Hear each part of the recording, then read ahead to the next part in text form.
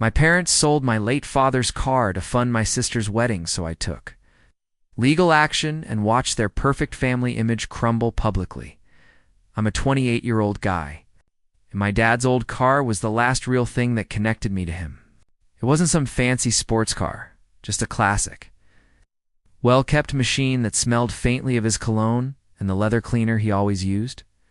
After he passed away 5 years ago, that car became more than just a vehicle. It was a piece of him I could still touch, something that made the silence of his absence a little less suffocating. Every Sunday morning, I'd take it out for a drive. I'd polish the hood until it reflected the sky. Listen to the engine's soft purr. Remember the drives we used to take when I was a kid. He'd rest his hand on the gear shift and say, "Son, take care of what takes care of you." Those words stuck with me. Maintaining that car became my quiet ritual, my way of keeping his lessons alive. My mother, on the other hand, never understood. She'd roll her eyes whenever I spent time in the garage. "You're wasting hours on that rust bucket," she'd say. My sister Olivia would laugh and echo her. "Yeah, it's not like Dad's coming back." It stung every time, but I never argued. I wasn't the type to start fights. I'd always been the quiet one, the dependable son who did what was expected. While Olivia got whatever she wanted with half the effort, Mom doted on her, treated her wedding like a royal event. Every conversation revolved around decorations, photographers, and guest lists. I offered to help within reason, but the obsession started to feel consuming. One evening, as I wiped the dust off Dad's car, I overheard Mom on the phone saying, "We'll find a way. Nothing is too much for Olivia's big day." That line stuck with me, a strange chill running down my spine. Though I couldn't explain why, a few weeks later, the house felt like it had been swallowed by wedding fever. Every table was covered in brochures, invoices, and glittering fabric swatches. My mom lived on the phone, comparing florists and caterers like she was planning a royal coronation. Olivia floated around like a queen in waiting, complaining about photographers who didn't capture her essence. I tried to stay out of it, just go to work, come home, and escape to the garage where Dad's car waited, gleaming quietly under the dim light. But it didn't take long before Mom started turning her attention toward me. "You know," she said one evening, standing in the doorway of the garage, "your sister's wedding is a once-in-a-lifetime event. Families make sacrifices for moments like these." I looked up from under the hood. "I've already given what I can, Mom. I paid for the DJ deposit and helped with the catering bill." Her expression tightened. "That's not enough, Daniel. You're single, no kids, no mortgage. You can afford to do more." I tried to stay calm. "I'm not touching Dad's car if that's what this is about." She scoffed, stepping closer. "That car's been sitting there for years. It's doing nothing but collecting dust. Your father wouldn't want you clinging to it like some shrine." Her words cut deeper than she realized. I swallowed hard, forcing a smile. "Dad would want me to take care of it, just like he did." She turned sharply and walked away, muttering, "You'll understand when you have a family of your own." I sat in the driver's seat long after everyone went to bed. The garage smelled like oil and fading leather, grounding me. Still, a thought crept in, a quiet fear that wouldn't go away. The way Mom had looked at that car, like it was a solution, not a memory, and for the first time, felt uneasy leaving it there. A few days later, came home from work and something felt off the moment I stepped into the driveway. The space beside the garage, the space where Dad's car always sat under its cover, was empty.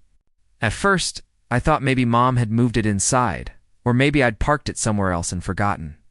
But when I opened the garage door, my stomach dropped. The car was gone. The air smelled like dust and gasoline, but the space was hollow. "Mom?" I called, my voice cracking. She was in the kitchen, humming as she chopped vegetables like nothing was wrong. "Where's the car?" I asked, trying to keep my tone steady. She didn't even look up. "Oh, that old thing? It's being towed for some maintenance." I thought it was time it got some use. My chest tightened. "Maintenance? With who?" "You didn't even tell me." Before she could answer, Olivia strutted in, phone in hand. "Oh, come on, Daniel. You're seriously mad about that old heap?" "We sold it." My heart stopped. "You what?" Mom shot her a glare, but it was too late. Olivia smirked. Relax. The money's going toward the wedding. You should be happy you're helping in a bigger way. I felt my face heat up, my hands shaking. That car was Dad's. It was in my name. Mom slammed the knife onto the counter. Enough. Your father would have wanted it used for something meaningful, not rotting in a garage. Don't you dare guilt us for doing what's best for this family. I wanted to yell, to scream, but all that came out was a hollow whisper. You sold the last piece of him I had. Neither of them looked remorseful. Olivia just shrugged, saying, "You'll get over it. It's just a car." I walked out before I said something I couldn't take back. The house behind me echoed with laughter and clinking dishes, but all I could hear was the sound of the empty driveway and the silence my father left behind, stolen piece by piece. I didn't sleep that night. I kept replaying every moment, the look on Olivia's face when she said, "You'll get over it." The sharpness in Mom's tone when she told me to stop being dramatic. I sat in the garage until sunrise, staring at the empty space where the car used to be. The faint oil stains on the floor were the only proof it ever existed. It felt like my father had died all over again, only this time they were the ones burying him. The next morning, I called a few relatives, hoping someone would tell me I was right to be upset. Instead, I got excuses. "It's just a car, Daniel," my uncle said. "Your mom's under pressure. Weddings cost a fortune." Even my aunt, who used to defend me, said softly, "Family comes first. Don't make this about you." Each call left me more isolated, like the world had decided my grief was inconvenient. When I confronted Olivia again, she didn't even look guilty. She was trying on her wedding dress, twirling in front of the mirror. "You're ruining my vibe," she said. "Can't you just be happy for me for once?" I snapped. "Happy? You used Dad's memory to pay for your party?" She rolled her eyes. "You're so dramatic." "Dad's gone, Daniel. Mom and I are still here. Maybe you should stop living in the past." The words cut deep, not because they were cruel, but because she believed them. To her, sentiment was weakness. To Mom, practicality justified everything. That night, I stood outside, staring at the driveway as the wind rustled through the trees. The house behind me glowed warm and loud laughter, music, and the sound of glasses clinking. Inside those walls, they were celebrating their version of love and family. But for me, something fundamental had cracked, and deep down, I knew this wasn't over. Families don't just steal what's sacred and walk away unscathed. Days turned into weeks, but the anger never faded. It wasn't just about the car anymore. It was about what it represented. Every time I looked at my mother and sister, I saw strangers. They carried on as if nothing had happened, proudly planning seating charts and honeymoon destinations. But I couldn't shake the gnawing thought in my gut. Something about their story didn't add up. So one night, I decided to find out where the car had gone. I started by calling a few local dealerships and collectors my dad used to talk about. Most didn't have any record, but one older mechanic, Greg, recognized the make and model when I mentioned it. "Yeah," he said. "A lady sold one just like that last month, cash deal. Signed paperwork under a man's name. Daniel Whitmore, I think." My blood ran cold. That was my name. "Can you send me a copy of that paperwork?" I asked quietly. He hesitated, then agreed. When the file arrived, I felt sick. My signature was there, or at least someone's version of it. The date, the bill of sale, everything had been forged. They hadn't just sold the car. They'd made it look like I had done it. That night, I sat alone at my desk, staring at the documents. The anger I'd been suppressing for weeks hardened into something else: resolve. I took photos, printed copies, and backed up everything. I didn't know exactly what I was going to do yet, but I knew one thing: they'd crossed a legal line. Not just a moral one. I looked at an old photo of my dad, him leaning on that same car, smiling with a hand on my shoulder. "I won't let them erase you," I whispered, because if they could sell his memory, they could erase everything he stood for, and I wasn't going to let that happen. After discovering the forged papers, something inside me shifted. I stopped arguing, stopped reacting. On the outside, I acted as though I'd finally accepted their decision, quiet, detached, compliant. But inside, every smile I gave was a mask stretched over fury. I started documenting everything: receipts, messages, even conversations I could record discreetly. If they wanted to play this as a family matter, I was preparing for a war they didn't see coming. The wedding week arrived like a parade of hypocrisy. The house was draped in flowers, laughter spilling from every corner, champagne bottles popping like gunfire. Mom glowed with pride as relatives praised her for raising such a successful daughter. Olivia pranced around in her designer robe, complaining about minor details like the color of napkins. It was surreal, everyone so caught up in the spectacle that the truth underneath felt invisible. When she asked me to walk her down the aisle since Dad couldn't, I froze. I looked her dead in the eye and said, "He'd be ashamed of you." Her face hardened instantly. "You really can't let things go, can you? You're pathetic." I just stood there, taking in the scene, the flowers, the music, the guests posting perfect family photos online. It was like watching a movie about strangers pretending to be us. That night, I sat in the back of the wedding hall, filming short clips on my phone, her grand entrance, Mom's smug smile, the expensive cars in the parking lot. To everyone else, it was a celebration. To me, it was evidence, proof of where the stolen money went. They thought I was sulking.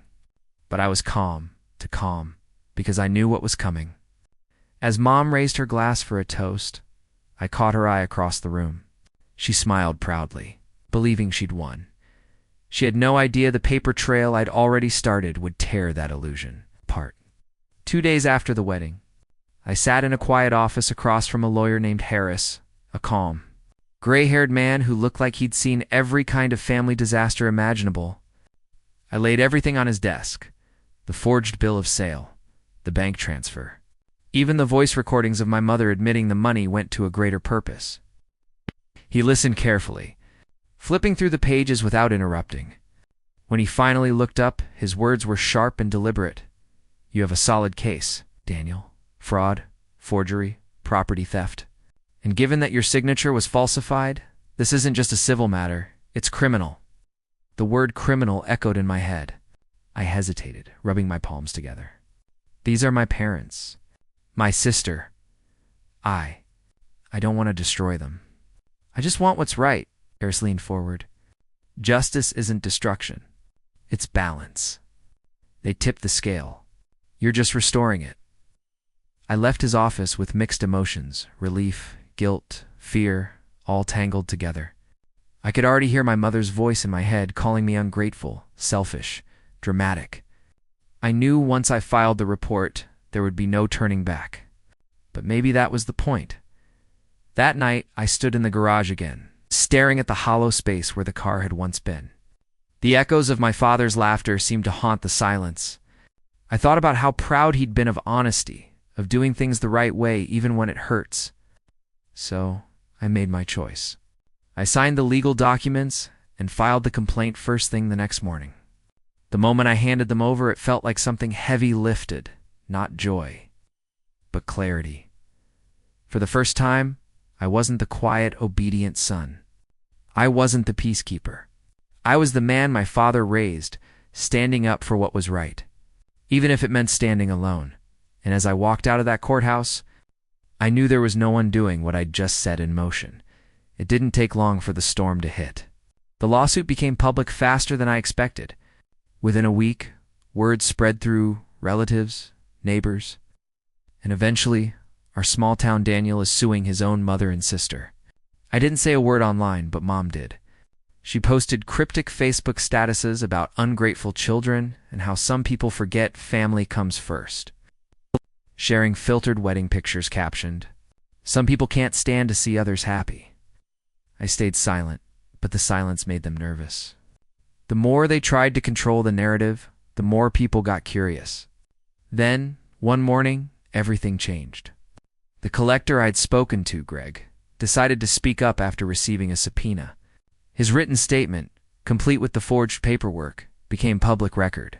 Screenshots of the documents started circulating in a local community group. My forged signature, the bank transactions, my mom's name right beneath the sale details. The comments section exploded. Didn't she always brag about that car being her late husband's? Wait, they used his memory for a wedding? Wow. And then tried to blame her son? The picture-perfect image they'd curated for years shattered overnight. Invitations to family gatherings vanished. Neighbors whispered. Even Olivia's new in-laws started asking questions. Her husband's family wealthy, traditional, an image obsessed quietly pulled back support. Mom called me that evening, voice trembling with fury. "How could you do this to us?" She hissed. "Do you have any idea what people are saying?" I answered calmly. "All I did was tell the truth." Her tone shifted to pleading. "We can fix this if you just drop it. For family's sake." "Family," I said quietly. "You stopped being that the day you forged my name." Oh. When I hung up, I felt still, for once, they couldn't spin their lies. The world finally saw them for who they really were. And deep down, I knew this was just the beginning. The fallout hadn't even started yet. The days after that phone call were brutal. My phone wouldn't stop buzzing. Messages from relatives, coworkers, even old family friends who suddenly had opinions about airing dirty laundry. Some accused me of greed, others of betrayal. I stopped checking notifications altogether. Even walking through town felt suffocating. People stared longer than they should have, whispering behind coffee cups. Mom and Olivia went on the offensive. They gave their version of the story to anyone who would listen, claiming I'd stolen the car, sold it myself, and was trying to frame them. The lies stung, but what hurt most was how easily people believed them. Mom's tears always carried more weight than my truth. Then came the real blow. My sister's husband's family officially distanced themselves. They called off post-wedding business ventures, cut financial ties, and her husband reportedly moved out temporarily. Overnight, my mom's voice changed from anger to venom. She showed up at my apartment one evening uninvited. Her face was pale with rage, eyes red from crying. "You've ruined us," she hissed. "Your sister's marriage is collapsing.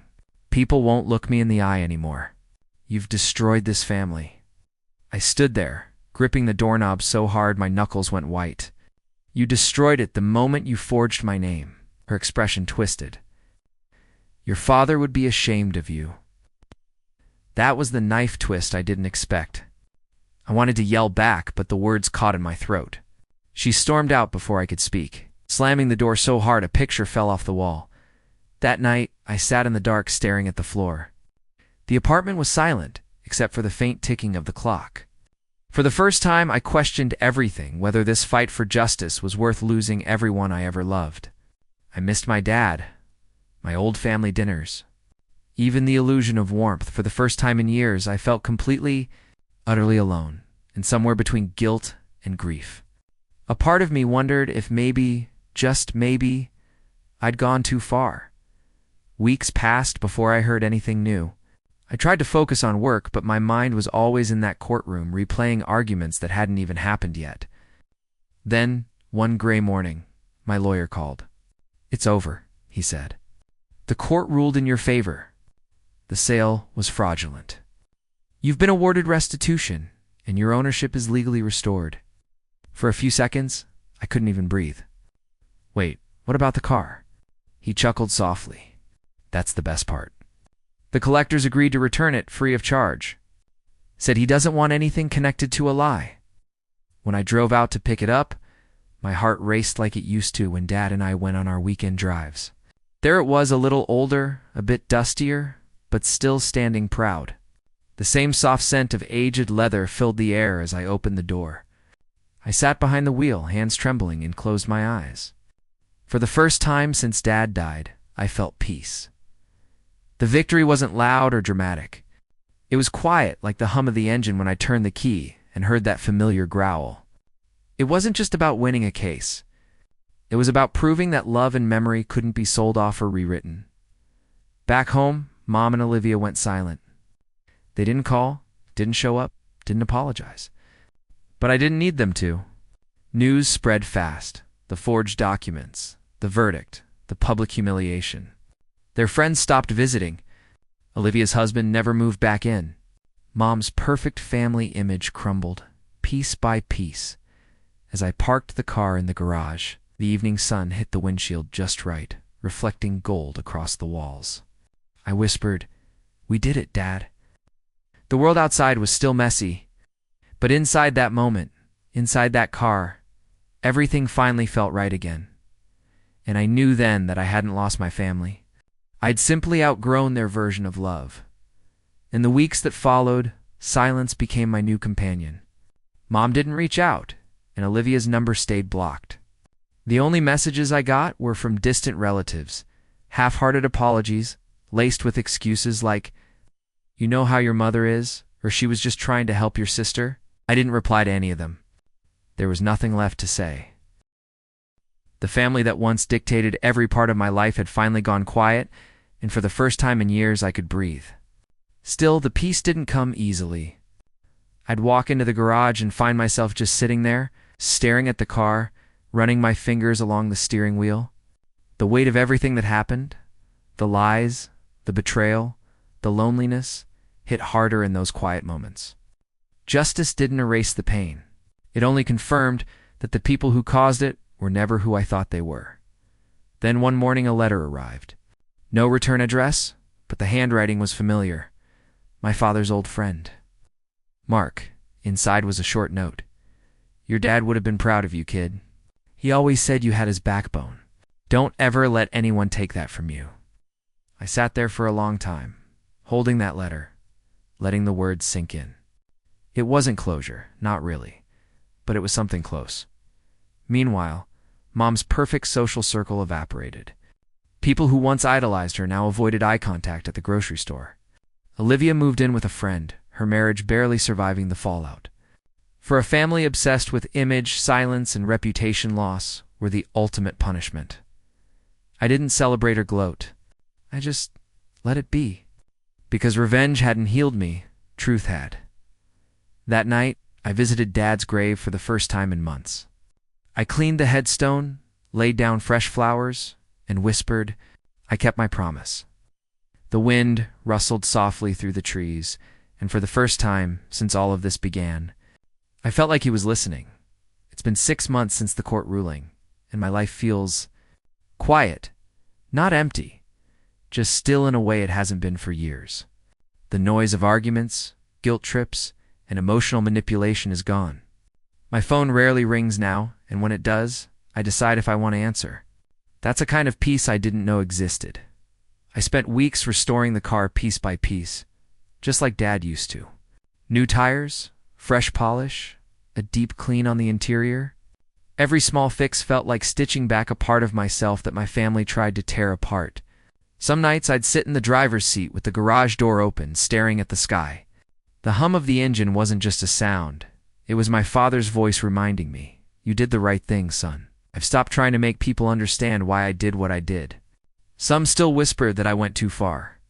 Others quietly say, I was brave. But I realize something. I don't need their validation. Boundaries aren't cruelty, they're protection. And sometimes, protecting yourself means walking away from the people who taught you how to break.